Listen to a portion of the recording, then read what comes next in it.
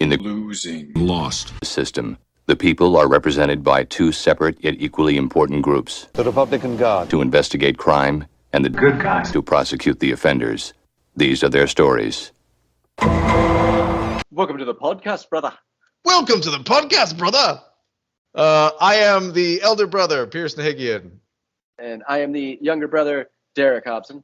And this is Losing Lost. Today we are discussing Lost, Season 1, Episode 9, Solitary. It first aired on November 17th, 2004 on ABC. It was written by David Fury, who previously wrote Walkabout. Well, because Yep. That's some good. Okay. This is some good Lost. Yeah. Oh man, how did you feel about this episode? It was fabulous. It was really good. With this episode and last episode together is a real 1-2 punch of just being a sleek, well-written, well-acted, firing all cylinders, Lost at the peak of its powers. It's really good. And I'm not going to say anything else for right now.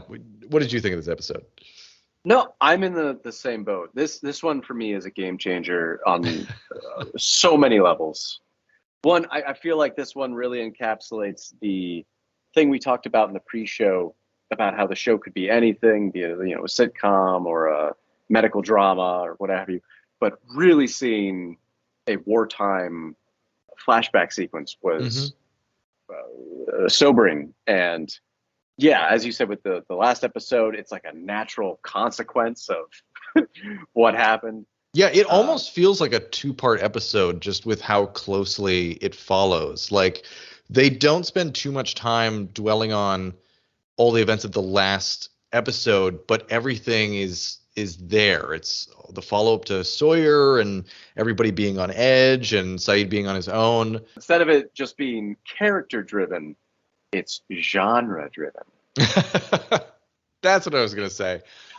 The flashbacks in this episode are super, super short, but they so perfectly underline everything that's happening. None of them are any longer than they need to be, and the real story is on the island, and those flashbacks are really there just to give a little extra insight into who Sayid is, and I love it. I love it when they do this, and they did it last episode as well, where those flashbacks with Sawyer were not super long. They just emphasized the things that were going through his head and what drove him to where he's at now on the island. And I really like it. It felt like the Kate flashbacks in Australia were much longer than what we've gotten in the last 2 episodes, where they really are just these a little taste of the life before. Yeah, I feel like that's right. Okay, for some reason, of all the episodes, the one I always go back to is feeling like it's dragging its feet, is the Locke one when he's a weed farmer or whatever. Because it really felt like they were just like pulling you along until they reveal, yes, it's weed. That's what he's doing here. I completely forgot about that. I mean, it's a very forgettable episode. I have no memory of that. But we don't get a flashback until we are 7 minutes, 20 seconds into this episode, which is a long time on Lost to go without a flashback. Yeah. The flashbacks really do reinforce what's happening in the present, rather than, I think some of the flashbacks do more of that tongue-in-cheek misdirection stuff. Like, I forget who it is. I want to say it's another Locke flashback. It's his mom, where like it's the 1950s or something, yes. And she's listening. Okay. Yeah, and it's just like, to me, it's an unnecessary misdirect, in hindsight. At the time, it's like, oh, are we going to learn about Juliet, or is this, what am I seeing here? None of that with this episode. This episode is very concise. It says, here's Sayid, here's what he's thinking about. Here's reverse situation. I feel like I can say this up front. This one definitely made me rethink what we said at the beginning, where who has the most disappointing arc, or what is the most disappointing arc? Because Sayid, based on this episode, and based off of the episodes that have come before so far, again, this is your protagonist. This guy could be running the show. And even with like the very painful way that he and Nadia leave things, I'm just like, man, he really, really falls apart. Like hard. I was thinking the same thing when I was watching this, especially when Nadia tells him that he's pretending to be something he's not. And I'm like, yeah, he's not. Except by season 4, he decides he is. So yeah, he's a character that goes from somebody who is smart and reliable and really thoughtful about what's going on to really being used as sort of like a one-note badass Jason Bourne type guy. And yeah. My answer is still Michael, but Sayid's definitely in there as well because he's so compelling to watch. The whole time he's with Rousseau, you can see him tense. Like he doesn't know what the heck this woman is about, like how much danger he's in. He's thinking about his options, and you can see it in his eyes. Like it's great acting. He's every question that he asks her is so loaded with emotional and intellectual intent, and I love seeing it. I love seeing this complex conversation go on between the two of them. And the actress who plays Rousseau, she really comes off as just like this animal that's just been on her own for so long. She feels dangerous. Like you don't know what the heck she's going to do to him. You don't know if she's going to jump his bones or if she's going to stab him to death or just keep electrocuting him or shoot him. It's just, yeah. We got to talk about her clothes though, because how have these survived the test of time? No, but the other thing I loved is just how Sayid, he only lies to her once when he says that Nadia is dead. And in fairness, he doesn't know. He doesn't. That was the only sour note for me because it felt like a cheap, now we cut to commercial. But it's like, he doesn't know that she's dead. I mean, given the political climate in his country, it is a very good guess that he's dead, but he doesn't say, I guess she's dead. He says she's dead, like he knows. That is lost being a little, it's lying. It's lying to us, and I don't like it. Yeah, that's a good, I'm sure we'll use that in the many episodes to come. The show is lying. The show is lying. Yeah, I even loved that because he doesn't want to reveal that he knows how to kind of navigate being tortured. He never says, I tortured. So he says, like, I left because I did something I was ashamed of. Yeah. It's like, what is that thing, Sayid? But no. He's like, I just know that I'm a deeply remorseful person. And I also like that Rousseau never tells him that she has a daughter. She just says that's her child. And so yes. Yeah. I like that. One thing that I found interesting in this episode, and something that I'm not sure about, is so Sayid goes from torturing somebody in the last episode to being tortured himself in this episode. And I'm curious if that is the writers being clever and saying, well, now the shoe's on the other foot, and now this is being done to you. Or if it is a deliberate choice to be like the island is moving that karma around. Like the island is putting these people into these situations to sort of balance justice, balance morality. And I never want to get too far ahead of the show because the show has let me down. So I don't want to say that that's definitively what's going on. I think it's probably more the writers being like, well, now Sayid's the one on the receiving end. But I do like to think that the show is that smart and that the island is doing this on purpose. I don't know. What do you think? I'm realizing it's a very interesting development of Sayid's character when Kate, again, says, well, we survived a plane crash. We got really lucky. And he's like, that wasn't luck. To be clear. Like, so we know from the previous episode that Sayid basically says, like, I'm not going to call this fate or destiny, but I will say this doesn't happen. Mm-hmm. So something's off. Yeah. And what I like about that with the whole scenario of now him being tortured and getting the flashbacks of Nadia is that then, of course, we find out that Nadia sent a message saying, like, I will meet you, if not in this life, then in the next one. Mm-hmm. And Mm-hmm. there is genuinely, I totally get now why Sayid wants to get off the island so bad, because for him, it doesn't matter if he's alive or dead. He's like, one way or another, I have a shot at finding Nadia. If it's this life, less likely. If it's the next life, more likely. But this really comes to a head when Rousseau says Sayid, and he like looks at her like, how the, and like he gives this moment of, I'm like, does he think that this is Nadia but in this lifetime? And it's reversed, like she's now torturing him. Because you're right too about like is she gonna torture him or jump his bones? Like there's definitely some sexual tension there. Oh yeah, I read that actually in a cutscene she actually does kiss him, but I think that the implication is very much there. Oh yeah. What we know of Sayid is like, I really felt like he was like, is this Nadia? And again, in terms of the writing, super clever. Mm-hmm. That as Sayid is coming to, she's asking him in like 12 different languages, mm-hmm. Where is Alex? So that, of course, when she sees on the card written in Arabic, it would be surprising just to hear that someone knows his name. But it also is justified because it's like, no, clearly Rousseau knows several different languages. Yeah. That part of Sayid's character, I didn't put together until this episode because, yeah, like for him, again, alive or dead, doesn't matter. He has one goal in mind, which is I want to find Nadia. And this person might be her, might not. I might be alive. I might be dead. Either way, I'm here. I'm going to go pursue what I want to do. Yeah, Sayid's religion is interesting. I know there is one episode that I can recall where we do see him praying.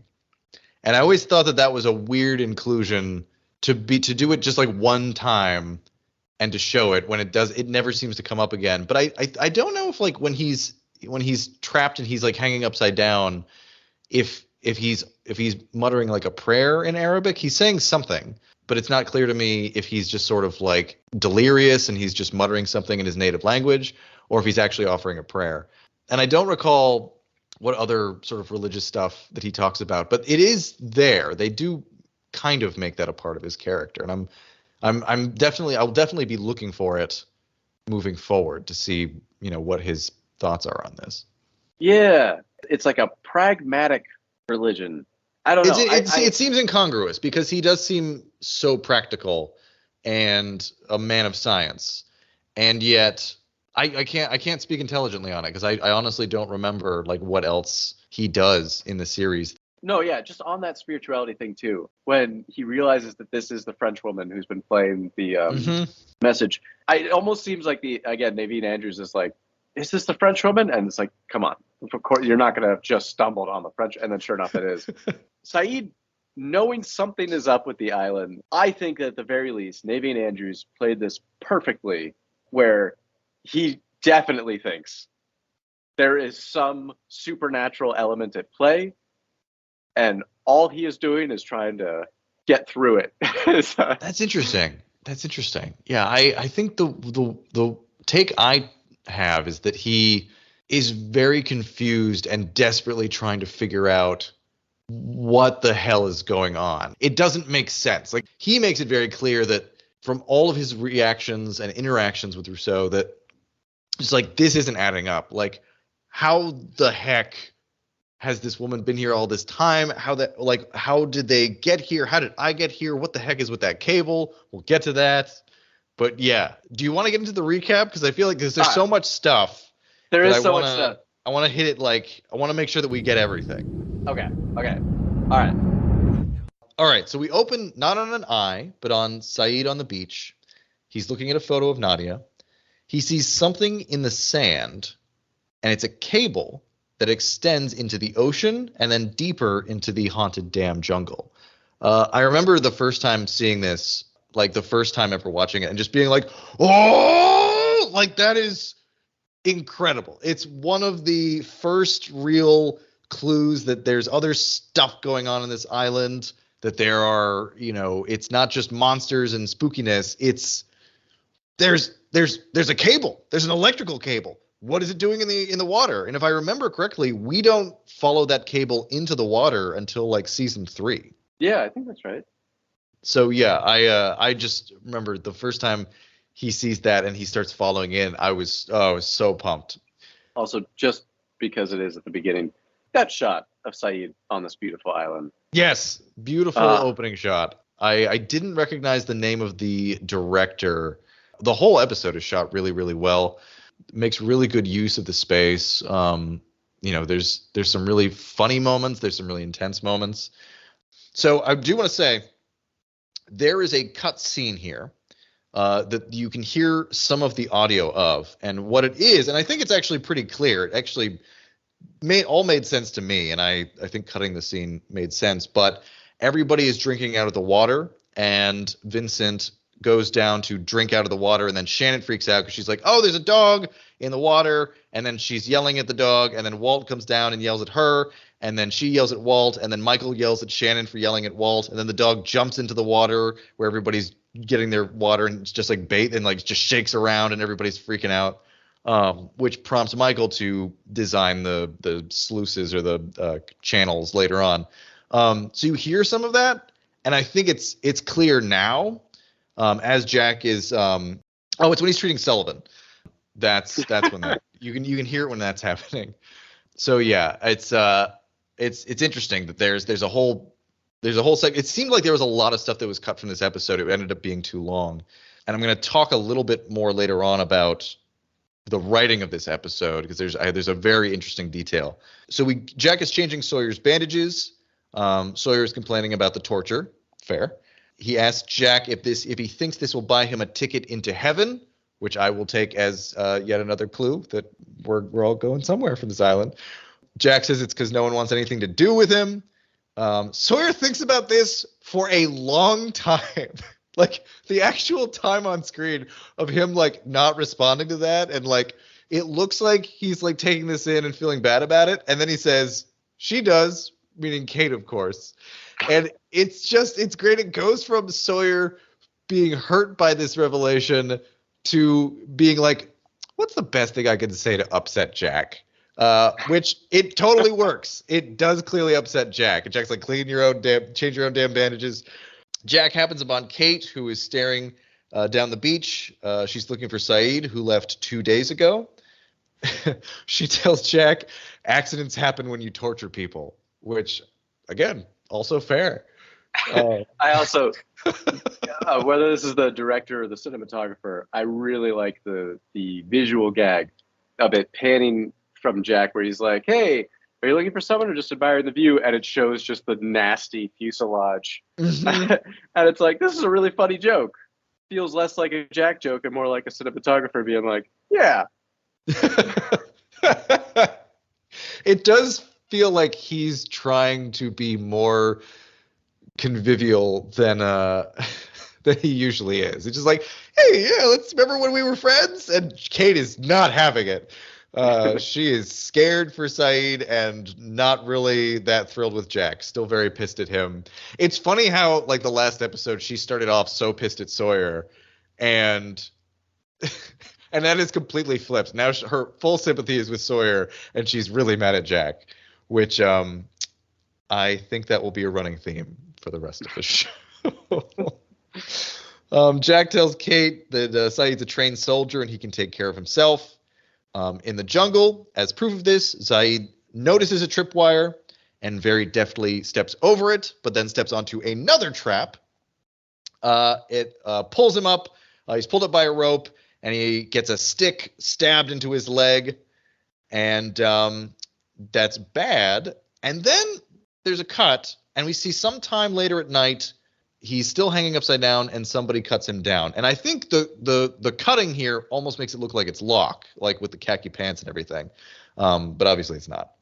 If you will indulge me for a moment, I was curious about this, as I see this a lot in movies and sometimes TV shows. I was wondering how long you can hang upside down before it becomes a problem. And there are, I do have some answers to this. Okay. No, I wrote this down because I'm like, I thought you could die So the answer is yes, you can. You very much can die. So here's why it's bad to hang upside down for longer than a few minutes at a time. It does a few things. One, it can cause asphyxiation because what happens is your lungs, when you're standing upright, normally sit on top of your heavier organs. And they're made to be that way. They're made to sit on top of them. And when you're upside down, all those heavier organs slide up and compress your lungs. So if you're in that position for too long, it gets very hard to breathe.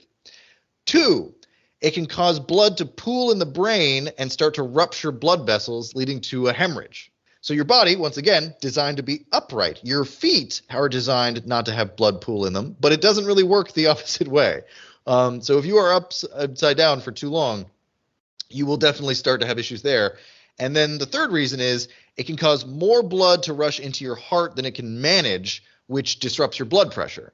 So there have been, I forget the name of the man, but there was a mountain climber who ended up getting stuck upside down it was a long time. I think it was like for longer than a day. And he definitely died. There's people who've been like stuck in roller coasters where they've been upside down for a few hours. Basically, it's sort of a crapshoot. It's basically what general level of health you're in for how long you can be. But if you are upside down for even just longer than 10 minutes, you're going to have a bad time. And the longer you stay upside down, the closer you will come to death. It's definitely, Sayid would be really, really hating life if he had been upside down for as long as it seems that he was. He'd be so bloated, like his face would be completely bloated and like it'd be red and all of this. So yeah, I was curious about that. So that's the answer. Don't hang upside down. I'm glad you looked it up because again, I was like, I'm pretty sure, but yeah, I liked that it demonstrates that she's not just hanging out. Like whoever did this clearly is has a lot of these traps or doesn't. but yeah, no, that was definitely and then he gets smacked in the face. Yep. So. I forgot to look up what number of head trauma this is. I think it's third or fourth. So we go back to the caves where Jack is treating a character known as Sullivan, who is a hypochondriac. He has hives. I love this character because I personally identify with him. I think this would be me the whole time. I think anytime I saw anything weird, I would immediately think that I was harboring some kind of horrible island parasite and would worry about everything. So this is what I mean, though, when I was like, I thought that they were just bringing in random people, not just extras, because at least according to his IMDb, this is his only appearance on Lost. Is it? I could have sworn he shows up again, but maybe I'm probably thinking of Ernst or something. But yeah, I also, as a fun fact, apparently he played the Red Skull in the 1990 version of Captain America. Oh wow! Wow, deep cut. But well, cause I want to know, I'm like, how many episodes of Lost was he in? It's like one. But not only do I think this character is hilarious, but I also am realizing they totally did this to sneak Ethan in under the radar. Oh yeah. Oh my goodness. Oh yeah. Okay. Let's because otherwise it would be like we are introduced to two new characters, Rousseau and Ethan. And one of them, oh no, here's Sullivan. And Sullivan has way more screen time and dialogue than Ethan. Mm-hmm. It's like, oh, here's just two new characters, whatever. Don't even think twice about it. Which I think is super clever. And again, I feel like you could chalk that up to the what did you say the writer of this one? His name was again? David Fury. David Fury, which is an awesome name. Yeah. Since you mentioned he wrote Walkabout as well, and you mentioned how they had that he had the I forget what you call it, like the muscle electrolysis thing. Like this feels very much in line with that of like how are we going to sneak in a villain? And it's like, oh, have this character, like it's so brilliant in hindsight. You would never see it coming. It's super subtle, and I had forgotten that he just shows up one day, and it's perfectly done. It's so well done. As a guy who's also good with knives, and it's like, but it's just very much like you literally just slide it in, walk away. Mm-hmm. And it's like, look at Sullivan, slide this in. And it really felt like an artfully done magic trick. I really loved it. Yeah. People are yelling at each other over nothing. Hurley mentions that everyone is tense. They have nothing to do. Jack's main concern is survival. He says things could be worse, and Hurley laughs out a beautiful "how." It's a great moment. I love Hurley. Sayid is strapped to a table and being electrocuted by Rousseau. We get our first flashback.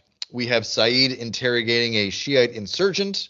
His superior, Omar, has granted his transfer to the intelligence division, and he sees Nadia being led down a corridor. But real quick, they again, the cinematography in this. There's that Russian submarine movie, Red October. Yes, The Hunt for Red October. That's right. And like it has all these like mostly white actors. And apparently in the opening sequence of the movie, everyone's talking Russian. And then it like kind of like zooms in on one of them. And then it suddenly zooms out and they're all talking English. So it's like you get that, oh, they're speaking Russian, but for your benefit. Yeah. English. Did the exact same thing here with Sayid interrogating this guy. And then the camera like does that slow pan zoom. And then suddenly it's in English. And I'm like, God, that's brilliant. I didn't Love even it. notice it. That's great. Yeah. Well, exactly. Why would you? Because they did it it was so well done. And then I wanted to also give points deducted for whoever was working sound effects because they took the most repeated generic puke sound effect from. Yeah, I was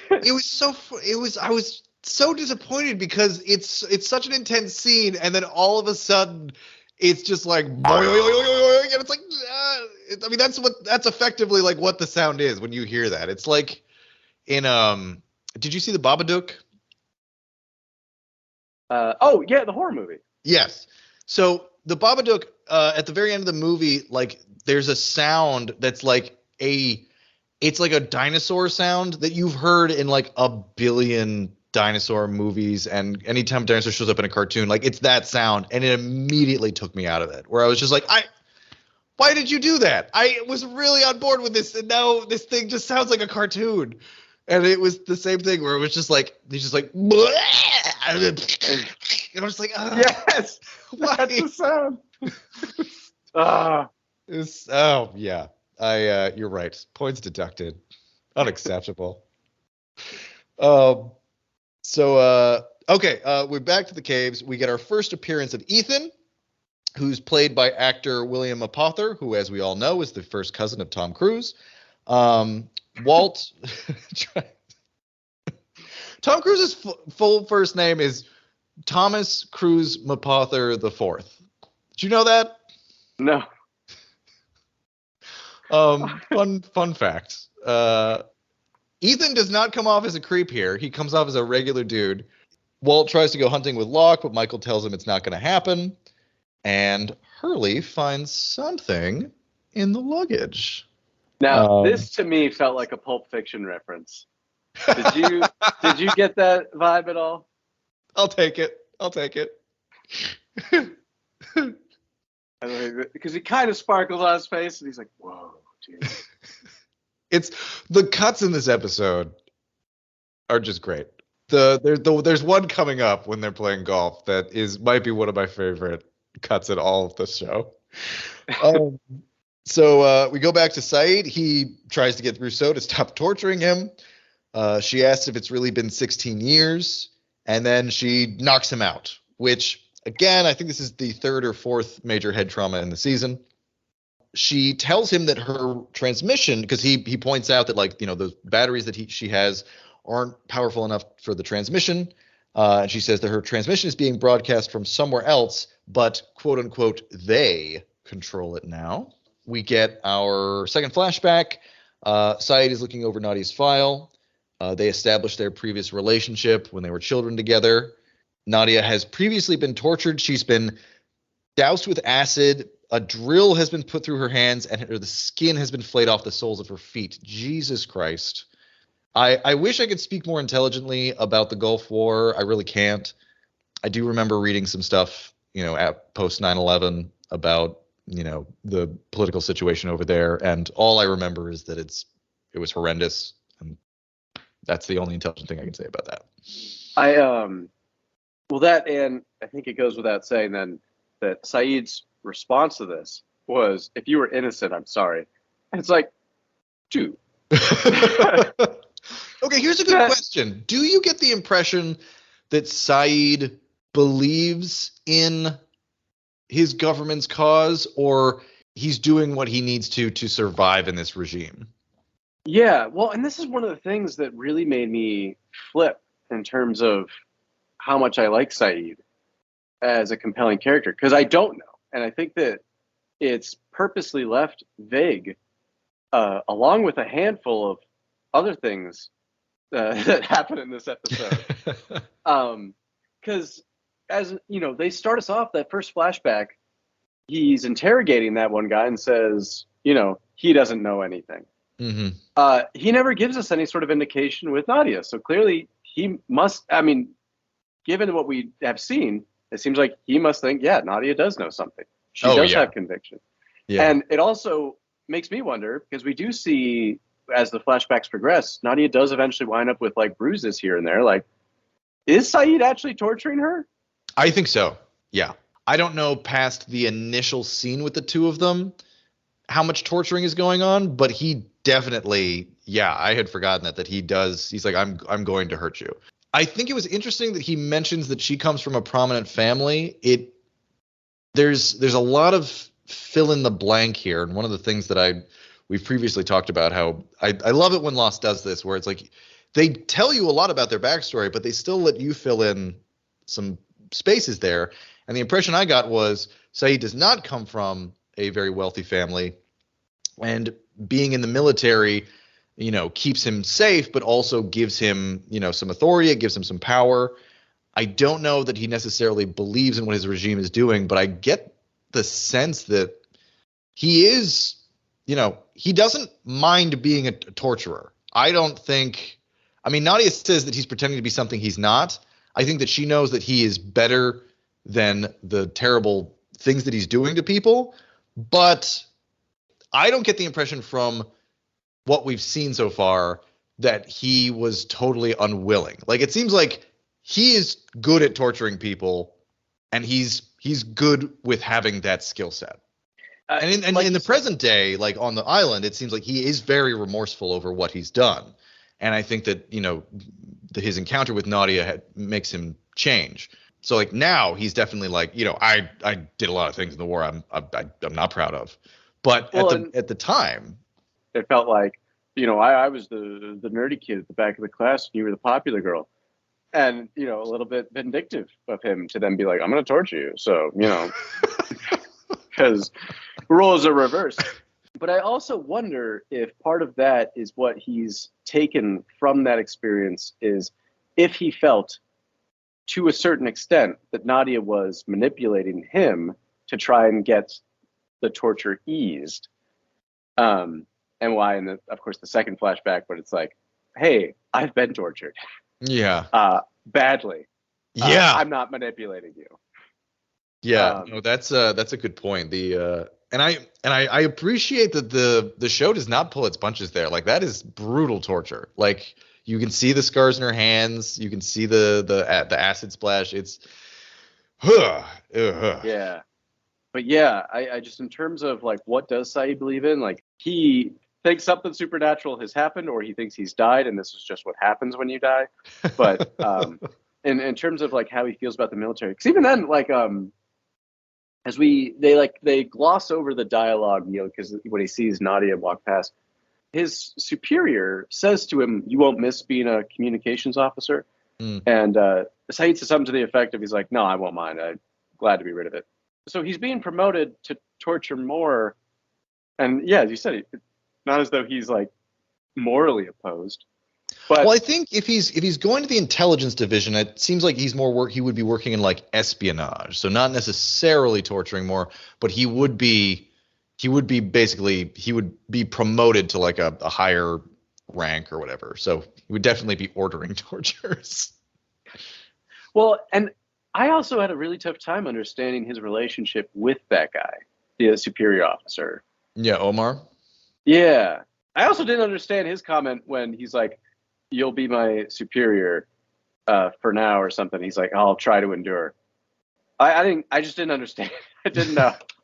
I think what they're saying is he's recommending him to be transferred, and when he does, he will be promoted above whatever rank Omar is. So basically, he's saying like, you don't have to call me sir when it's just the two of us, because we're buddies, kind of. And you should enjoy. And then Sayid saying like, well, you should enjoy getting to be above me now, because eventually, I don't know, but yeah, it shows they have a relationship that is, this guy clearly respects Sayid's ability to torture people. And Sayid's like, yeah, cool. Yeah, we're buddies, whatever. I don't care. And I'll shoot you in 5 seconds. Yeah. In the present, Rousseau notes that Sayid has a bullet wound. In the caves, Michael is sketching something, and Hurley is building something. He's very excited about it. We go back to Rousseau and Sayid. Rousseau doesn't believe Sayid's story. He says Nadia is dead because of him. In the caves, Michael shows Jack his idea for a water distribution system, and Jack is excited about this, but Jack has the question of like, you drew this? Where it's like, who else would draw this, Jack? I don't know. It's a silly question. Well, but then he does say, he's like, I thought you were construction. He does. He does. You're right. But, and Michael says he was an artist in a previous life. So we get yet another layer onto his character. I like. Been cool. Yes. No, you're right. I will get. Well, yeah. Jack is very smiley this episode. Like it seems like this is jovial Jack. He's getting along. He's very excited about this idea. Also because Jack just loves caves. I think anytime someone's like, hey, Jack, this is a great cave. You know what would make this cave even better? If we made some channels for the water to go and we could have a shower. Jack's like, yeah, caves are great. Kate should live here in the cave with me. But it was at this point in the episode that I'm like, maybe I've been too hard on Michael. Because this is productive.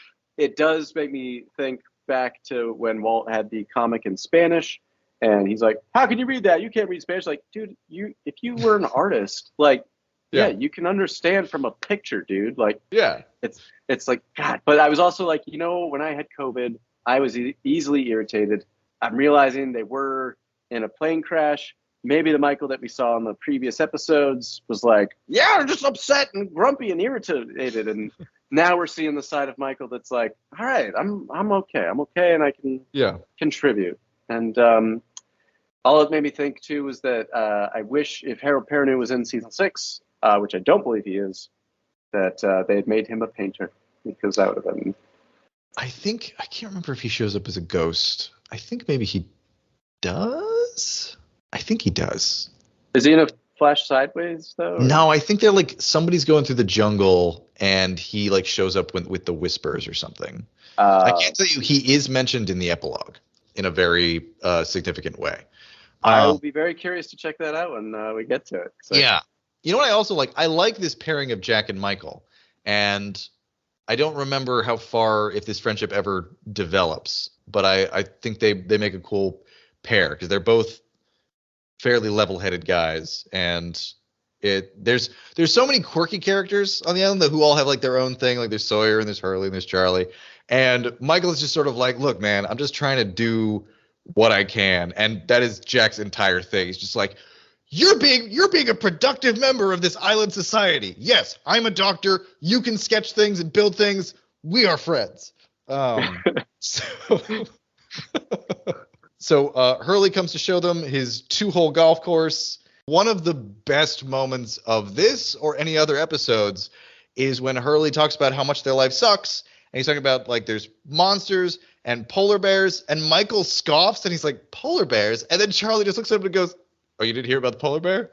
And I was like, holy shit, Michael doesn't know about the polar bear. They've been on the island for what, 2 weeks or something, which of course would happen.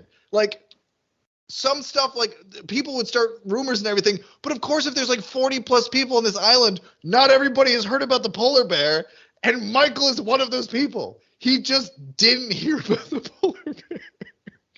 Yeah, I love that continuity too, because it's not even like, oh, he would have absorbed this, but no, it's like, no, yeah, he doesn't know. No, and Charlie isn't even, he's not a jerk about it. He's really just like, you didn't hear about the polar bear? Yeah.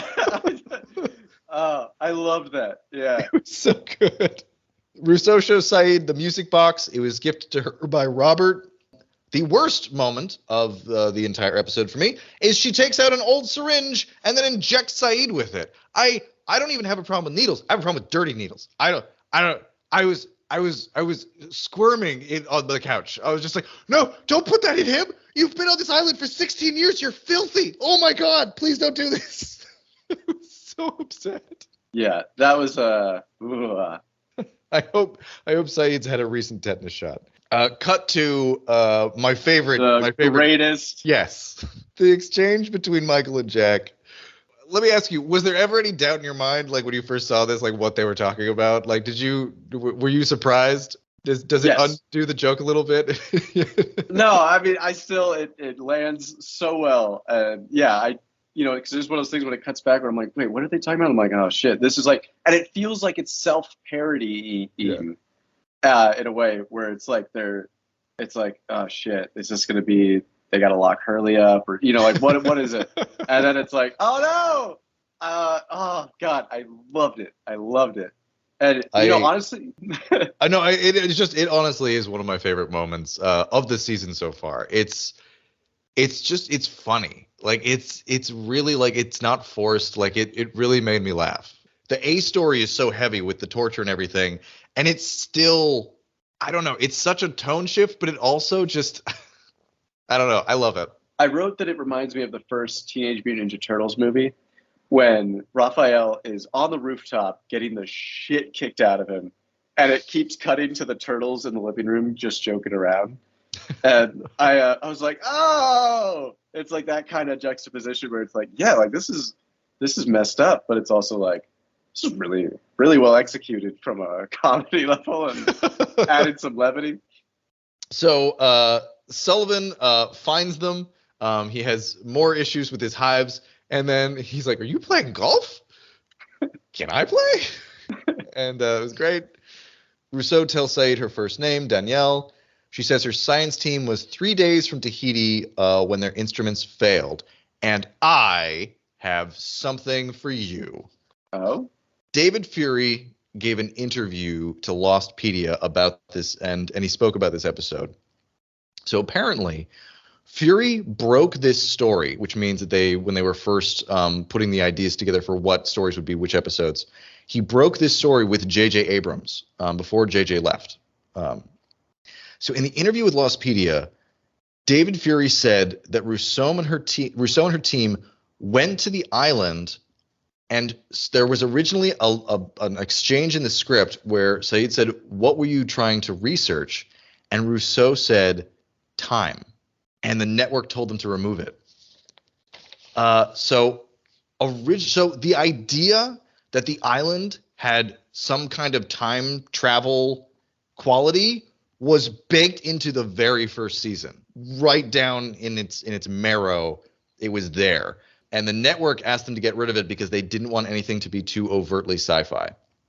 And I thought that was fascinating. The idea that like they weren't gonna talk about it beyond that. They were just gonna say the thing that they were researching specifically was time, and that was just supposed to hang there and be like, well, what the heck does that mean? That's so interesting though too, because even with the semi flashbacks that we've gotten, that we eventually get of Rousseau, she always felt to me like Richard Alpert levels of out of place, out of time. Yeah. Like whenever she talks about the Black Rock and things, like for whatever reason, my brain always assumes this happened in like the 1850s. And I like have to remind myself, it's like, no, this was 16 years ago. Anyway, I don't know if that's something that carried over or not, but it would make me curious if that was an original idea for Rousseau, is that she was like literally a Magellan era type explorer and doesn't know how, but somehow has wound up in the 21st century. I always get the vibe, even if that's not. Maybe it's because she's French. Maybe that's what it is. She's French, and she's also like, she plays, having been alone on a desert island for 16 years very well. Like, I don't even know.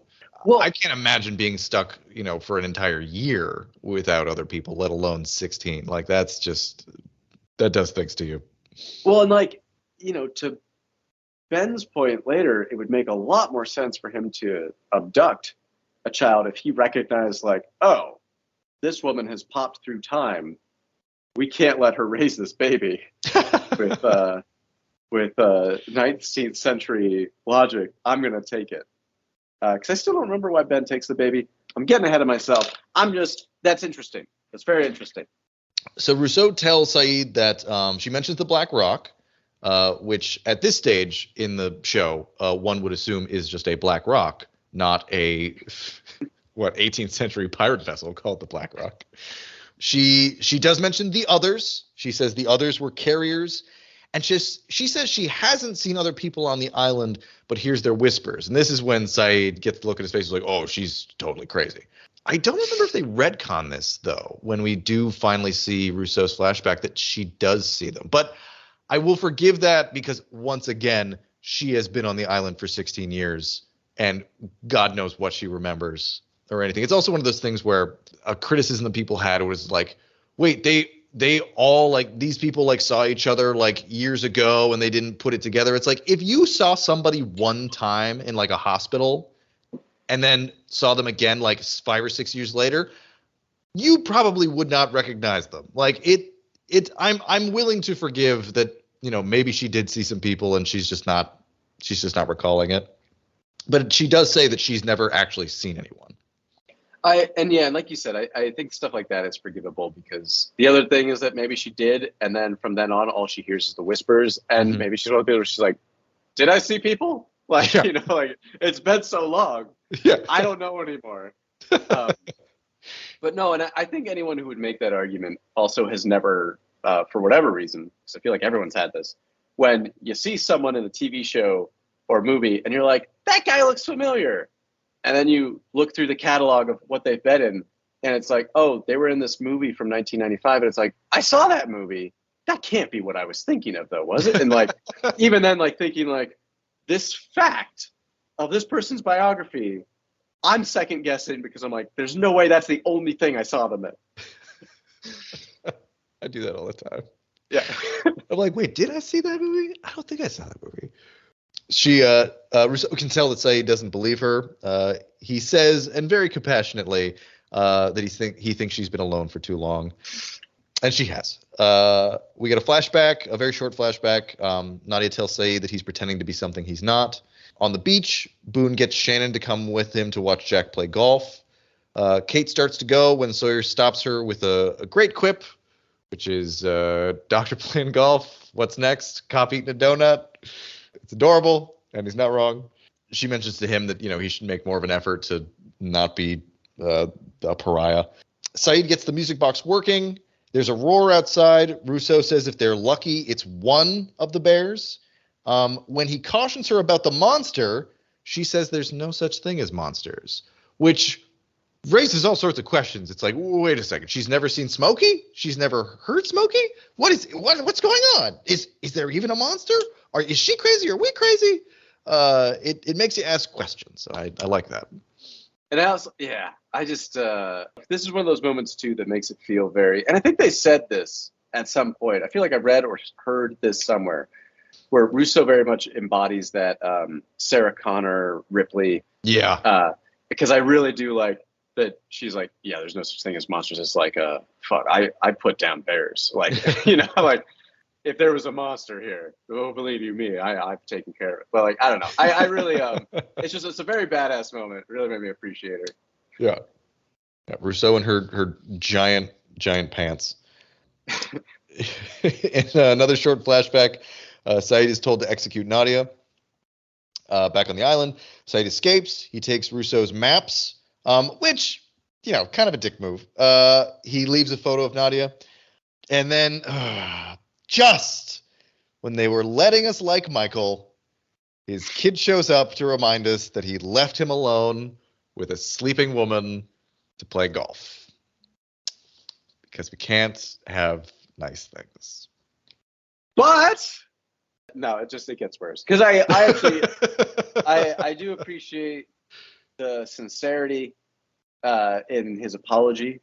He's It like, I is. messed up. I'm It really is a sorry. very good apology. You're right. But then, he's like, why don't you play golf with us? And then it's Michael's turn. And what does he do? He just takes it. He's like, yeah, I just was like, dude. It's right there. It's right there. Just say Walt's gonna play for me. Like, I get that he's excited, but it feels so intentional. It's like it absolutely. You're not letting us like him. Like I he was hated cruising. that. I hated that moment. And so it's such much. and like you said, it's so intentional because like his apology is so sincere. Mm-hmm. And it's just it's another going out of their way to show us that he doesn't know how to be a father. But it's and the funny thing is, like, we're not watching these episodes back to back. Like, we're watching them very closely, but we're watching them, week to week. Like, it's you, and I still feel like we're being hammered over the head with, like, Michael's not good at this. And in an otherwise stellar episode, this stands out as me. And it's not even like, I get it's a choice that the writers are making to, be like, this is something he needs to work on. But I hate it. I hate it. I hate seeing it. 100. Yeah, it really was like, I paused the episode to take the note about the writing where I'm like, I've been too hard on Michael. And this moment, I even again, as much as the sleeping woman thing or sleeping Claire, I was like, dude, as much as that did bother me, I was like, I thought the apology felt so sincere, and then pulled the rug out, and God, And I get that he got carried away because he didn't even know what Hurley was going to show them, but it's just yeah.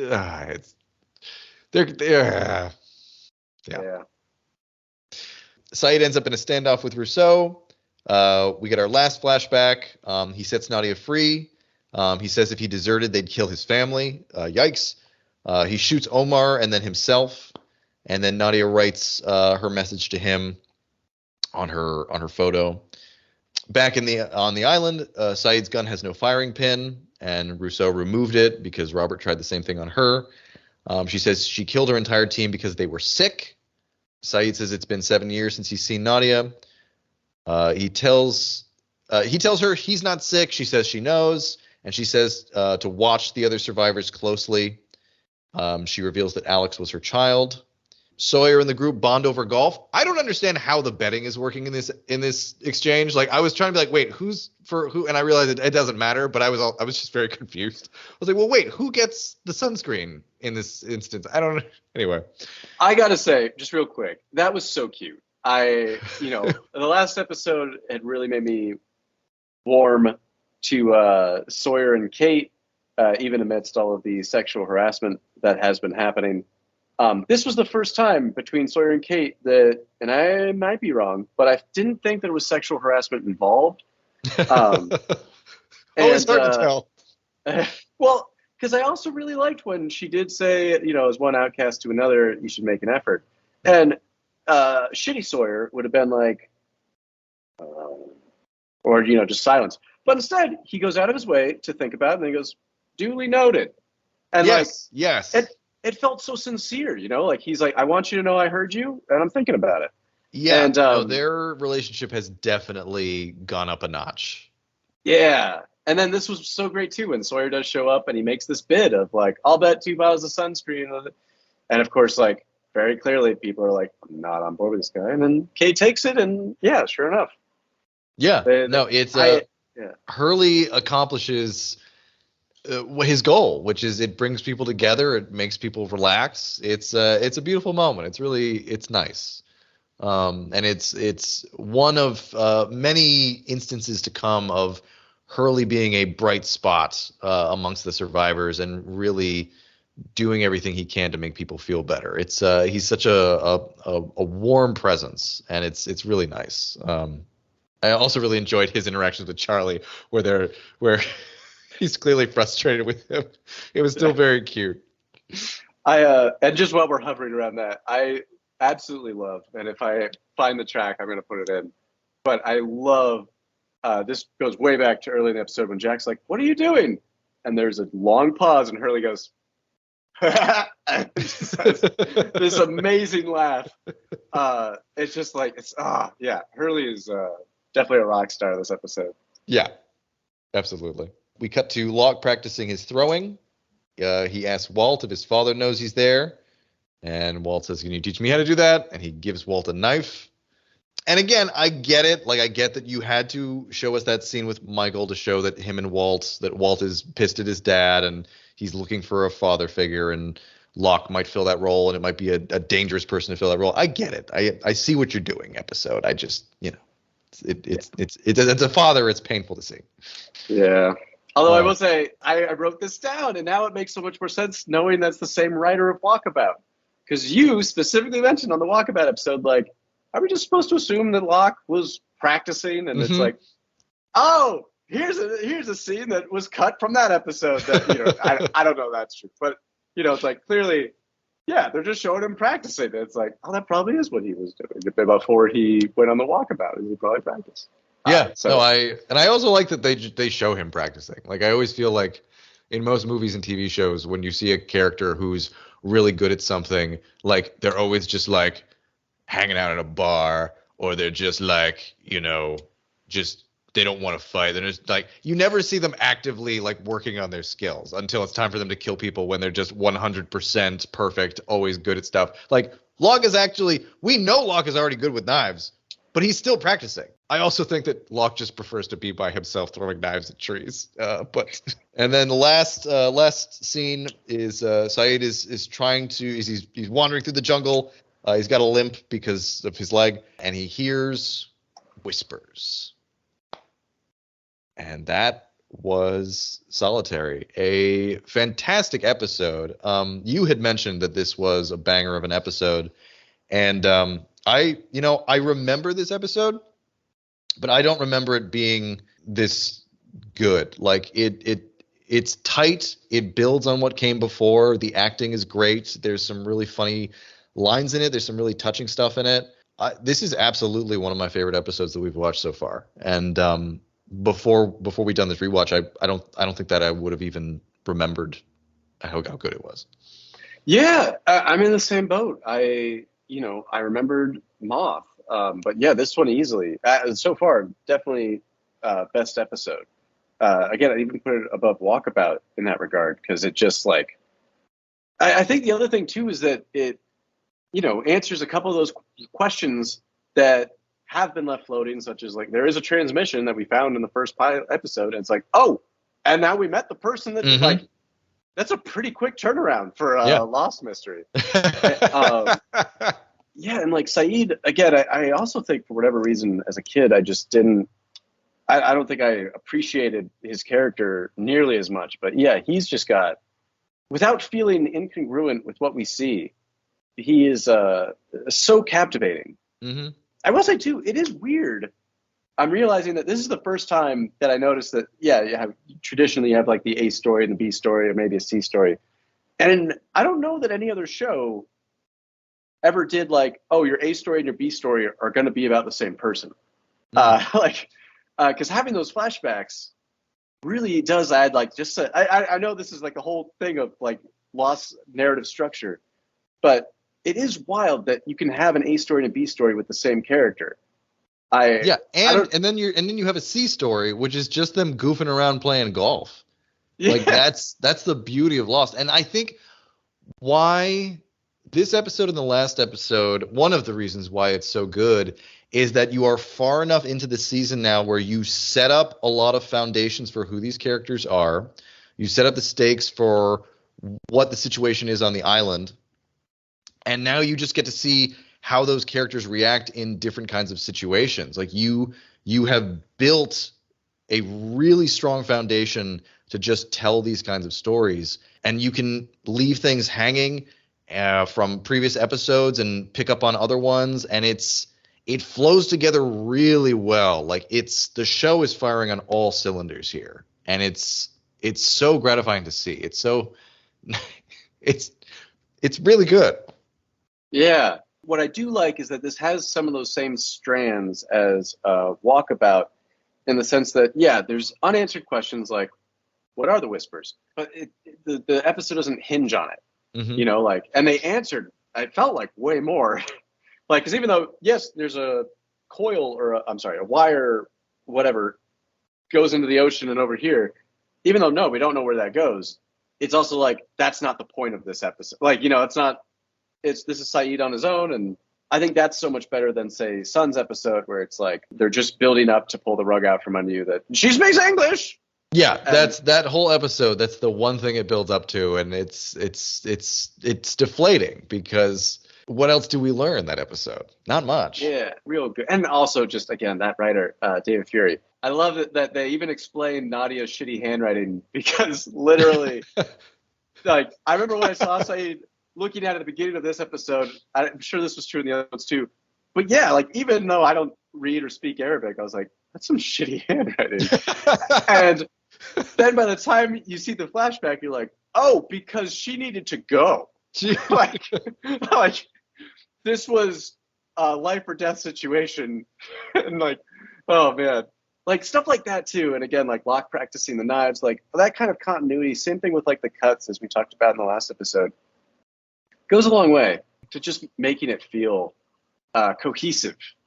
And certainly the thing that, you know, I think, well, we'll get to it when we get to it. But I think you were the one that told me, because I never saw the last couple seasons of Game of Thrones, but that at some point they basically, quote unquote, unlocked fast travel. Oh man, it makes me so mad. I mean, it's a common complaint too. I know in the various forums that, you know, for fans and stuff, because you spend an entire season just getting to King's Landing, and then after that, people just show up there, and anyway. I'm sorry, that's not the point. Go on. Well, I guess what I mean by that is, it's just like I think when you do lose continuity, as I feel the show does further along, it is those type of things where it's like you don't want to feel smarter than the show. I like that they leave it vague enough that it's like, yeah, maybe this is about time travel. Maybe they are in purgatory. Like, there's enough lingering that it could be any of those things without preaching it. Because I think that's the other thing, is that when I think about this time period, I'm reminded of seeing previews for shows like Eli Stone. I don't know if you ever saw the trailer for this TV show. I don't recommend you do it. Some guy has a brain tumor, and it causes him to be able to see ghosts, and he's able to be a lawyer for good guys or something. It is. I just remember because it's. What network was this on? Sorry. I mentioned this because I remember recording, or maybe this is a fever dream, but I remember when I used to record on my VCR episodes of Lost as they came out, this was something that would be like, don't miss tonight's Eli Stone. And I remember the trailer always played the I Got the Faith song of like, I got to have faith. And it's just like, I could definitely understand that if they were making a show about death and purgatory, that they don't want to, that the only other shows that tend to do that are super preachy. Long story short, the show, it feels very thoughtful. And I like that. I like it a lot. There's another show like that where it's like the guy got like tomorrow's newspaper today, and it was delivered by like a cat or like something, where it's like he would like get the paper and he'd find like a crime that he could like prevent, or, you know, a life that he could save. Remember that? We could do a whole podcast episode or several episodes about the shows that started to come out, or the shows that did come out in the wake of Lost. Like, it was suddenly like, because the first season was so big and the second season really carried that inertia forward, that there suddenly, like, every single network suddenly just started greenlighting shows that were like weird and had mysteries, and there was some fantasy sci-fi shit. Like, there were so many shows for a long time that came out, and we're just like, yeah, it's like Lost. You like Lost, right? You take this show. It's like, it had like and none of them were Lost. Like, the only one that came close was Heroes, and then the writer's strike killed the second season, and it never recovered. We should talk about those shows. That should be one of our offshoot episodes, is what came out around this time. Yeah. Because I did just double check. Eli Stone was in 2008, so it must have been during the fourth season or something, which I do think lines up with what I was recording on VCR at that point. But yeah, and obviously I watched Flash Forward or suffered through. That could be it. I got that it's apparently based on a book, but oh boy. But anyway, another quick thing I wanted to mention too, because I left this out, but I really loved that. Yeah, in the first or second flashback, Nadia says, "Are you going to hurt me, Sayid?" And he says, "I'm going to hurt you."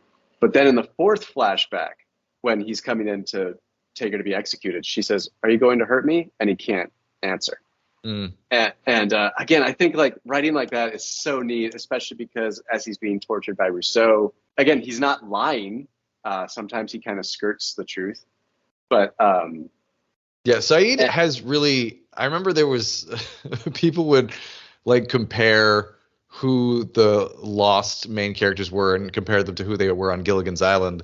And Sayid was always compared to who was the professor, because he's the smartest guy on the island. Like he understands people and he understands machines, and he always seems to know himself and to assess the situation really well. I don't necessarily think that continues because you get a lot of different personalities, but at least in this first season, like Sayid is like, he's the brain. Like you know that he's got things under control, and whenever Sayid is upset or scared, that means bad things are happening. Because if he can't figure it out, no one's gonna figure it out. The other thing that I think it's a little late in the game to be developing a fan theory, but it was making me think about this, because I don't remember what Rousseau's team is sick with. I don't remember that gets explained. Oh, so I think the idea that there is some kind of sickness kind of lingers around the show for a while, but I believe when we get to Rousseau's flashback, it really is in her mind. She thinks that they're sick, and they're not. I know that there is something about babies on the island, like fertility doesn't work on the island. That's a thing, but I don't think we get to that until like second season, maybe. For some reason, I think they're all smoke monster, but I don't. I vaguely remember Robert, a sequence in season 5 where she's holding a gun to Robert, and he's like, "No, really, I'm fine. Please, what are you doing? Think of our baby." And then he tries to shoot her. Oh yeah, you know what? Maybe it is a thing. Maybe you're right. Yeah. But with that in mind, I started thinking of a fan theory, and maybe there's something to this. I'd be curious if there's any ammunition for this online. But I do distinctly remember in one of the flash forwards that Jack, in his drunken, drugged up state, at one point, I don't know if it's Kate or another doctor, but someone says like, "Jack, what's going on, man?" And he's like, "No, I'm sick. I'm sick." And I was thinking about that when she says like, "Oh, they all get sick." And I was like, you know what? Is that true that everyone who leaves the island gets sick? And then I was like, well, Hurley does wind up in a hospital because he gets institutionalized. I mean, he does it to himself. But Jack professes that he's sick, which we can see that he is. That's when Sayid becomes just a cold-blooded murderer, torturer, which I would say is him being sick or corrupted. Sun winds up serving her dad, which again, sort of sick in the corrupted way. And Kate becomes a mom, which is its own form of no, but like, what would the one for Kate be? Because Kate, is that all it is? Does she doesn't? I mean, she's sad. I think she's I don't remember if the sickness ever ends up being like a real thing, or if they kind of drop that. I think like your theory holds water. I think you're right, because I mean, you can definitely pull that thread. But yeah, I don't recall. I don't recall if that ever actually comes to fruition, or if they just quietly are just like, the sickness is a metaphor. Yeah. I think that would be interesting if it is like, if you leave the island, you get sick. I mean, what I remember is that what happens when they leave the island is they all fall back into their old bad habits. I mean, Hurley ends up in an institution again because he was in an institution before. Jack turns to drugs and alcohol when he already was going down that path because he was extremely unhappy in his life. Sayid reverts back to being a torturer because of Ben, really. I mean, the only one, I mean, Kate arguably improves because if I remember correctly, she gets pardoned for all of her crimes. And so she just wants to raise whatever the kid's name is. I think those are all the ones who, I mean, when Locke leaves, he commits suicide. Oh, well, yeah. But he was already going to that direction too, so yeah. Oh boy. Yeesh. Yeah, it's interesting though. I do have to ask because I really did like that, similar to that Locke episode where it did the pan around from the end of Kate's episode to seeing creepy old man staring, and then we get his episode. And this one has Sayid marching off into who knows where, retracing his steps for different takes, as you mentioned. And then we got Sayid. Based off of that, because I don't even think I saw what the episode title is, but who would you guess the next episode is going to be about? See, I know who the next episode is about. Is it Walt? It's not Walt. It's Claire. Oh. Yeah. And what's interesting is that I had read that this episode and that episode were originally swapped, but if I remember correctly, Claire and Charlie are confronted by Ethan at the end of that episode, so I don't know how that could be true. So yeah, I don't know. Yeah, the next episode is Raised by Another, which is a Claire-centric episode. So yeah. Thought they were going to keep that going. Yeah, see, I like when they transition like that where it bleeds into the next one, but... So who did you think it would have been? I thought it was going to be Walt, because they kind of end it with him looking at Locke. Yeah, we don't get to the Walt episode until 14, special. And frankly, I can wait. Yeah. As I've previously mentioned, I'm not a big fan of the Walt storyline. Last thing I'll also just mention about this episode that I still like, it just is such a bummer in retrospect, is you have Sayid in love with this woman who is strong, scarred, but with conviction. And his next love interest is this weak, pathetic woman without morals. I'm going to push back on that. I know everybody hates this. I know everybody because at the end of the series, when they're all in the church with their soulmates, people were so pissed that he's with Shannon instead of Nadia. And here's what I say to that. Shannon knows who Sayid truly is. She accepts him from ground zero, as she doesn't know anything about him. She has no previous life with him. She wasn't tortured by him. My argument is Sayid isn't trying to be something he's not with Shannon. He's not trying to rekindle something that he lost. He's not trying to be a better man than he is. He simply is who he is. And he and Shannon, even though I agree it's a weird romance that I don't think ever quite works, I accept that is the person he ends up with in the church because of those reasons. This has to be an unpopular opinion. I am shocked to hear you say this, but I will be very curious to see how this unfolds, because I am all on, what would you call Sadia, not Naid, whatever you want to call the merger. I honestly think I don't know if the show originally intended this, but I think where we end up going with the Nadia story is that, like, Nadia is the life that Sayid thinks that he's supposed to have, and Shannon is him being honest with who he is. Not saying it's perfect, but that's my read on that. And I do know that is an unpopular opinion. I do think the character of Nadia is a more compelling and a better person. But yeah, that's my take on that. She was very good, by the way. I don't think I mentioned during the recap, that actress was very good. I really enjoyed her. Yeah, I don't remember how many episodes she's in, but she's a very great performance. Yeah. I don't know if this was intended to be funny or not, but I really liked when Sayid says, "I don't have your courage." He says right before he shoots himself in the leg, as well as the guy coming out. You know what? I didn't mention this before either. The fact that he takes like a second or two to like brace himself, like, I really appreciated that because I feel like whenever you see this in movies and TV, somebody like shoots himself, they're just like, yeah, I'll shoot him, and I'll shoot myself, and you go, get out of here. It's like, do you understand? Like Sayid especially would understand better than most people as a soldier. Like, it hurts to be shot. Like, he knows he's going to do this to himself, and he's just like, you can see he's lining himself up in the leg where it's like going to do the least amount of damage, but he's just like, okay, I'm going to shoot myself now. Yeah. Oh, man. But all right. Awesome. We did it. We did it. We did it.